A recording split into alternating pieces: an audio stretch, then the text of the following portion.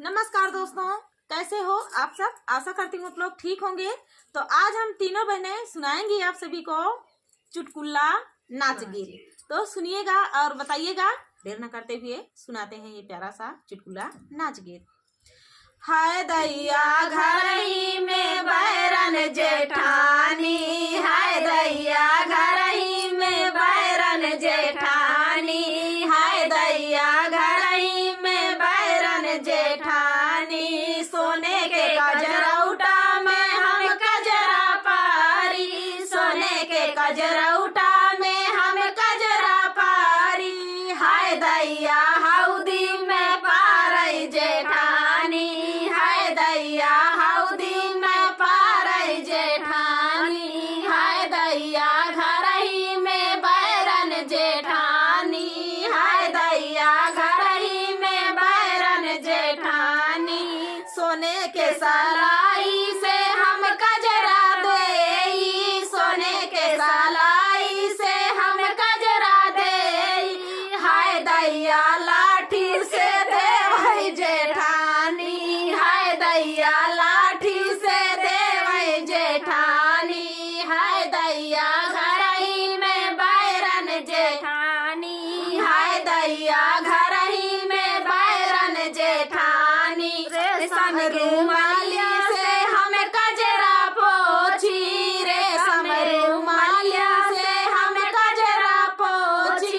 हाय दैया बोरा से पोछई जेठानी, हाय दैया बोरा से पोछई जेठानी, हाय दैया घर ही में बैरन जेठानी, हाय दैया घर ही में बैरन जेठानी।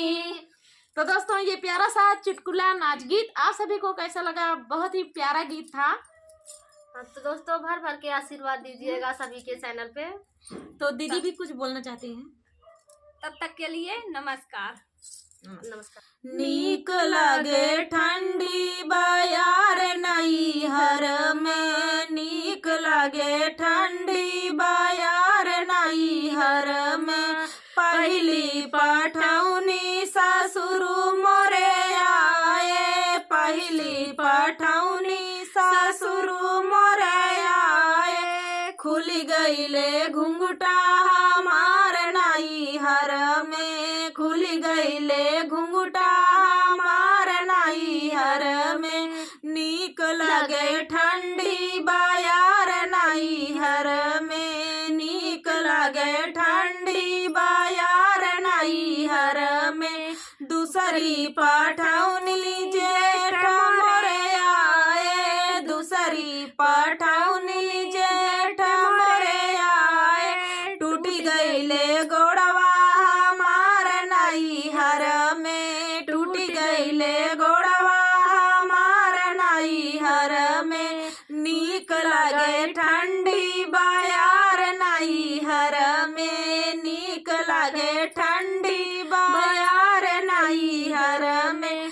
तीसरी पठौनी देवर मोरा आए, तीसरी पठौनी देवर मोरा आए। लड़ी गईले नजरा हमार नैहर में, लड़ी गईले नजरा हमार नैहर में। नीक लगे ठंडी बयार नैहर में, नीक लगे ठंडी बयार नैहर में। चौथी पठौनी बलम मोरा आए, चौथी पठौनी बलम मोरा आए। अरे लगी गईले जियरा हमार नैहर में, लगी गईले जियरा हमार नैहर में। नीक लगे ठंडी बयार नैहर में, नीक लगे ठंडी बयार नैहर में। तो दोस्तों ये प्यारा सा गीत आप सभी को कैसा लगा कमेंट में बताना दोस्तों। और चलिए मिलते हैं नेक्स्ट वीडियो में, तब तक के लिए नमस्कार।